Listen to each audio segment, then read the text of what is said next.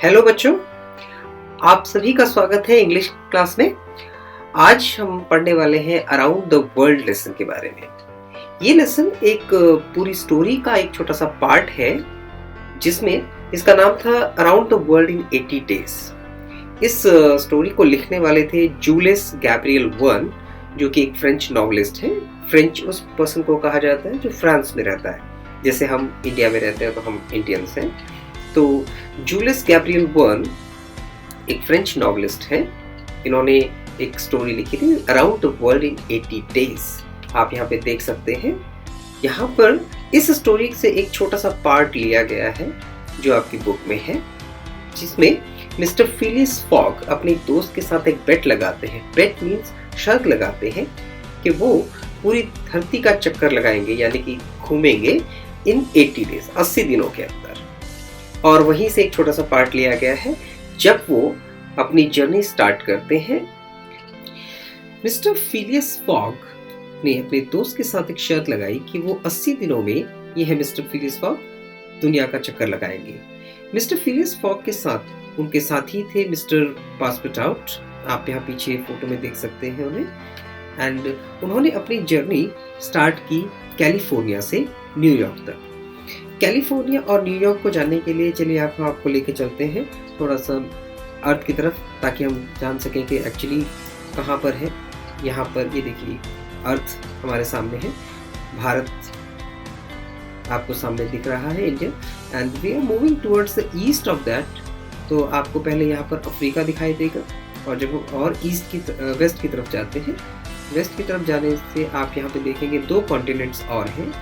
ऊपर ये कॉन्टिनेंट जो है, this is north America and this continent is south America. Obviously ऊपर साउथ में होने की वजह से साउथ अमेरिका एंड नॉर्थ में होने की वजह से नॉर्थ अमेरिका। सो उन्होंने जो अपनी जर्नी स्टार्ट की, आप यहाँ पे देखिए, तो उन्होंने स्टार्ट की नॉर्थ अमेरिका में कैलिफोर्निया स्टेट से। ये देखिए,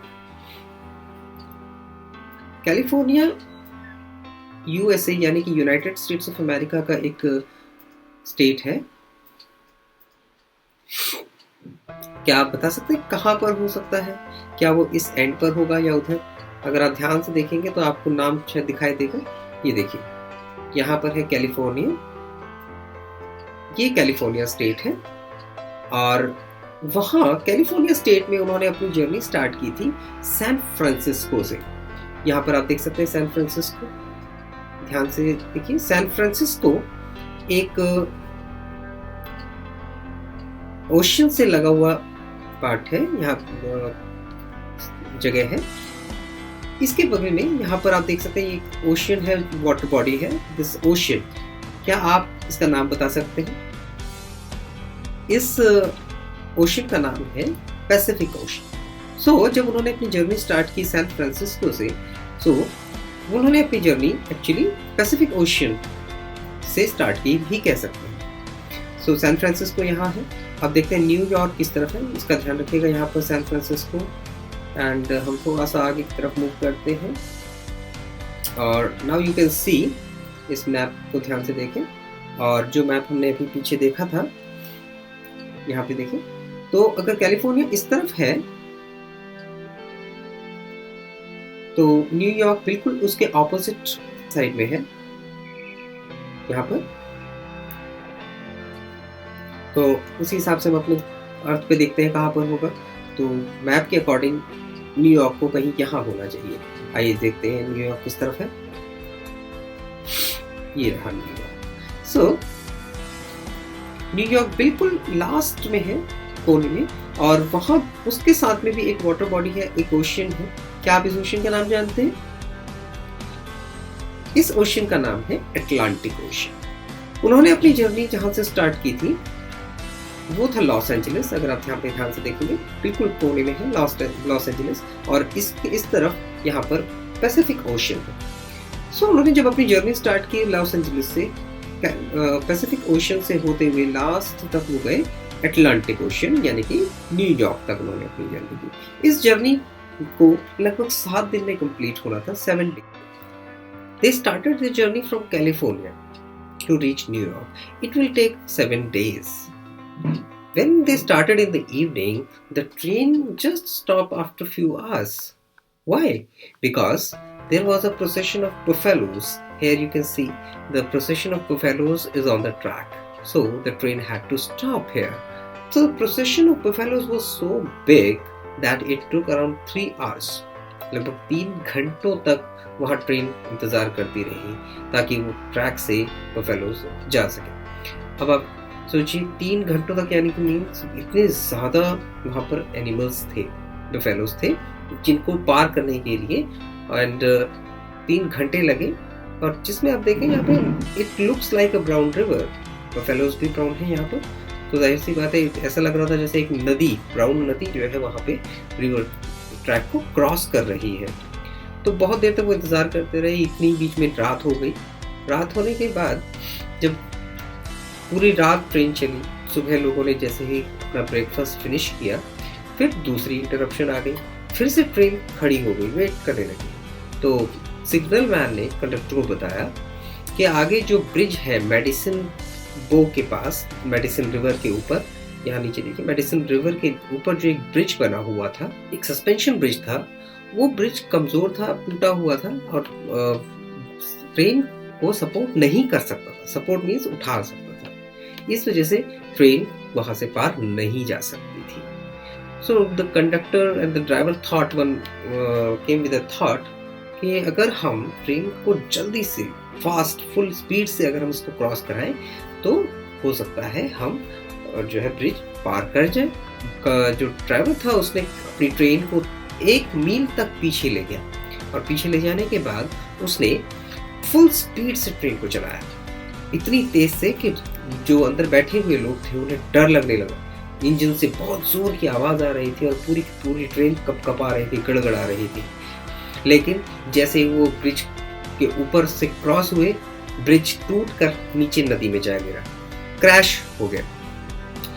यहाँ पर से आगे देखिए, ये ब्रिजेस जो होते हैं बड़े डिफरेंट टाइप्स के होते हैं। आप सब को यहाँ पे कुछ टाइप्स हम दिखा रहे हैं। देखिए ये बीम है, इसे बीम कहते हैं। यहाँ पर ये जो सपोर्ट लगा है दिस इज कॉल्ड बीम, इसलिए इसका नाम है बीम ब्रिज। और ट्रस, ये जो 2 ट्राइंगल्स आपस में जुड़े हुए हैं यहाँ पर, तो ये जो ट्राइंगल्स से बनता है this is called truss bridge, जैसे कि हावड़ा ब्रिज है, this is it is a truss bridge. Cantilever, cantilever means ऊपर केबल से भी बंधा हुआ है, नीचे से भी उसको सपोर्ट किया जाता है, this is called cantilever bridge. Arch bridge बड़े कॉमन है, आपने अपने मैथ की बुक में भी पढ़ा होगा पिछली बार कि आर्च ब्रिजेस होते थे, ये बहुत ही कॉमन होते थे। ये है सस्पेंशन ब्रिज जो मेडिसिन बो के पास में था। सस्पेंशन ब्रिज में ब्रिज को पिलर्स से केबल्स के थ्रू लटकाया जाता है या सपोर्ट किया जाता है। यहाँ पर आप देख सकते हैं केबल्स ऊपर से हैं। और एक और टाइप का ब्रिज है that is called cable stayed. यहाँ पर पिलर्स वैसे ही हैं, लेकिन यहाँ पर तारों को जो है बांधकर पिलर से जो है यहाँ से डायरेक्ट कोई ऐसे इस तरह से घूमती हुई केबल नहीं होती है। यहाँ पर वर्टिकल सारे केबल्स लगे हुए हैं, लेकिन यहाँ पर वर्टिकल केबल्स नहीं है। यहाँ पर केबल्स को खींचकर जो मतलब डायरेक्टली पिलर्स के साथ और रोड को जोड़ दिया जाता है, तो this is called cable stayed. लेकिन हमारा जो मेडिसिन बो का ब्रिज है दैट इज सस्पेंशन ब्रिज। तो यहाँ पर आप देख रहे होंगे कि केबल्स ऊपर से वर्टिकल आ रही है। चलिए आगे चलते हैं। सिग्नेचर ब्रिज इन दिल्ली, आप सब दिल्ली में रहते हैं तो आप सबको पता है सिग्नेचर ब्रिज बड़ा फेमस है। क्या आप बता सकते हैं कि क्या सिग्नेचर ब्रिज हमारा सस्पेंशन ब्रिज है?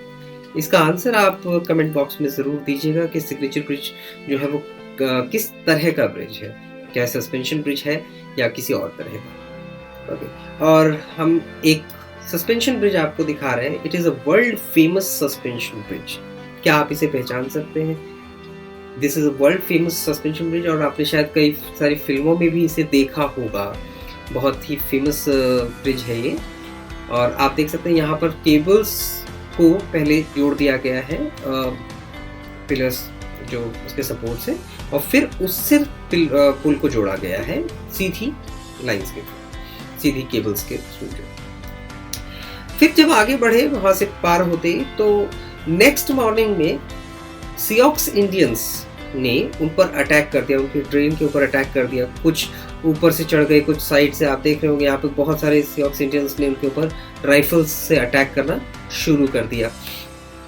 जब अटैक हुआ तो कुछ लोगों ने पिस्टल्स थे उनके पास, रिवॉल्वर्स जिसको कहते हैं, तो उससे अपने आप को डिफेंड करने की भी कोशिश की।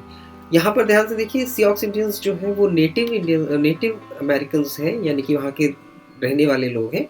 और आप यहाँ पे उनके हैट्स भी देख रहे होंगे, उनके कपड़े, घोड़े वगैरह आप देख रहे हैं यहाँ पर, एंड तो वहाँ के रहने वाले हैं। तो क्वेश्चन आता है कि इनको रेड इंडियंस क्यों कहा जाता है। गूगल पे और सर्च करने की कोशिश कीजिए कि क्यों इनको रेड इंडियन कहा जाता है। इनके बारे में देखते हैं। इनके पास राइफल्स थी, बड़ी लंबी लंबी बंदूकें जो होती हैं। इन्होंने उससे अटैक किया ट्रेन के ऊपर, और जब वहाँ से लोगों ने अपने आप को बचाने के लिए रिवॉल्वर्स और पिस्टल्स का यूज़ किया। तो ध्यान से देखिए, रिवॉल्वर्स और पिस्टल्स में फ़र्क क्या होता है। यहाँ पर रिवॉल्वर जो होती है उसके अंदर एक गोली की जो बुलेट्स होती है उसको रखने के लिए एक चेम्बर होता है गोल घूमता, और यही चेम्बर जो है गोल घूमता है और उसी से ही आगे गोलियां जो है निकलती है। छोटी होती है तो इसको रखना आसान होता है, तो पैसेंजर्स अपने पास ये रखते थे अपनी सेफ्टी के लिए। इसीलिए क्योंकि ये चेम्बर जो है रिवॉल्व करता है, रिवॉल्व मीन्स होता है राउंड करता है, घूमता है, इसीलिए इसका नाम है रिवॉल्वर। और जो सियोक्स इंडियन यूज़ कर रहे थे, आप देख रहे हैं यहाँ पे राइफल्स है उनके पास। राइफल्स लंबी दूरी के लिए यूज़ की जाती है, दूर अगर निशाना है तो उसको के लिए यूज़ की जाती थी। तो उन्होंने ट्रेन पर अटैक किया, जिस वजह से ट्रेन में जो है लोगों ने अपने रिवॉल्वर से अपना डिफेंड करने की कोशिश की। सो मिस्टर पासपोर्ट आउट जो थे, उन्होंने जैसे ही कंडक्टर बड़ी ज़ोर से चिल्लाया कि हमें ट्रेन को रोकना होगा, क्योंकि अगर ट्रेन नहीं रुकी तो जो है हम हार जाएंगे। जो कंडक्टर था वो बहुत ज़ोर से चिल्लाया। तो मिस्टर पासपोर्ट आउट ने क्या किया कि वो ट्रेन के नीचे की तरफ, यानी कि जहाँ दो पहियों के बीच में जगह होती है, वहाँ से नीचे से होते हुए जो है इंजन की तरफ चले गए और इंजन को कोचेस से, यानी कि पीछे के डब्बों से अलग कर दिया। जब इंजन अलग हो गया तो धीरे धीरे जो भी कोचेस थे वो रुक गए सारे के सारे, और आगे नियर बाय एक स्टेशन था जहाँ पर सोल्जर्स थे। उन्होंने जब वो गोलियों के, बंदूकों की आवाज़ें सुनी तो वो उसकी तरफ आए, ट्रेन की तरफ आए। उन्होंने देखा कि वहाँ पे सियोक्स इंडियंस ने ट्रेन के ऊपर अटैक कर दिया, और जैसे ही सियोक्स इंडियंस ने देखा कि सोल्जर्स उनकी तरफ आने लगे हैं, उन्होंने वहाँ से चले जाना ही ठीक समझा। वहाँ से वो सारे भाग गए। इवन ट्रेन के रुकने का भी उन्होंने वेट नहीं किया कि ट्रेन रुकेगी, जितना जल्दी हो सकता था वहाँ से वो लोग भाग गए। तो ये थी adventurous journey mister passport out और फिलिस फॉग और मिस्टर पासपोर्ट आउट की, जिन्होंने अभी ये जर्नी का बहुत छोटा सा ही हिस्सा है और अभी वो न्यूयॉर्क नहीं पहुंचे हैं। अगर आप इस पूरी जर्नी को देखना चाहते हैं तो you can see the movie also. The movie is around the world in 80 days, आप देख सकते हैं। आइए बात करते हैं थोड़ा सा सियोक्स अमेरिकन सोल्जर्स के बारे में, जिनको देख करके वहाँ से सियोक्स इंडियंस जिन्होंने ट्रेन पर अटैक किया था वो भाग गए। और सोल्जर्स के पास में भी आप देख रहे होंगे यहाँ पे राइफल्स हैं, बड़ी लंबी लंबी उनके पास राइफल्स हैं, और जाहिर सी बात है उनके पास ज़्यादा लोग थे, ज़्यादा उनके पास बंदूकें वगैरह थी, तो इसलिए सियोक्स इंडियंस ने उनसे लड़ना ठीक नहीं समझा। सियोक्स इंडियंस होते कौन हैं? सियोक्स इंडियन है कौन? अगर हम जानना चाहें तो सियोक्स इंडियंस नेटिव अमेरिकन्स हैं, यानी कि वहीं के रहने वाले लोग हैं एक्चुअली। और अमेरिका में इनको रेड इंडियंस के नाम से कहा जाता है। तो अमेरिका में इनकी बहुत सारी ट्राइब्स हैं। ट्राइब्स मतलब जातियाँ, जनजातियाँ जिनको हम कहते हैं, अलग अलग ट्राइब्स हैं। तो इस ट्राइब में से एक ट्राइब का नाम है सियोक्स इंडियन। रेड इंडियंस की ट्राइब है, दैट इज, अभी आप अगले वाले में देखेंगे यहाँ पे सियोक्स इंडियंस इस तरह के टेंट्स में रहते हैं। इनका एक खास नाम होता है। आप ज़रा ध्यान से देखिए इनका हैट कैसा है, इनके टेंट्स कैसे हैं। इनके टेंट्स को टेपीस बोला जाता है। यहाँ पे देखिए ये डिफरेंट टाइप्स के जो अमेरिका में ट्राइब्स रहती हैं, रेड इंडियन ट्राइब्स इनको कहा जाता है। आप अगर ध्यान से देखेंगे तो इनके चेहरे भी एकदम लाल से हैं, तो इसीलिए उनको नाम दिया गया रेड इंडियंस। इसके पीछे भी एक बड़ी अच्छी स्टोरी है कि जैसे जब अमेरिका की खोज हुई तो क्या हुआ, तो क्यों उनको रेड इंडियंस कहा गया। तो डिफरेंट ट्राइब्स हैं। सियोक्स इंडियंस का इलाका यहाँ पर आप देख रहे होंगे। यहीं से ट्रेन हमारी गुजर रही थी रॉकी माउंटेन्स को क्रॉस करके। तो अभी हम न्यूयॉर्क नहीं पहुँचे हैं और उससे पहले ही सियोक्स इंडियंस ने उन पर अटैक कर दिया। तो चलिए बच्चों, आज की क्लास में इतना ही, और आपसे दोबारा मुलाकात होगी इसी के पार्ट 2 में, और कुछ क्वेश्चंस जो है हम आपको कराएंगे। ओके, चलिए, सी यू।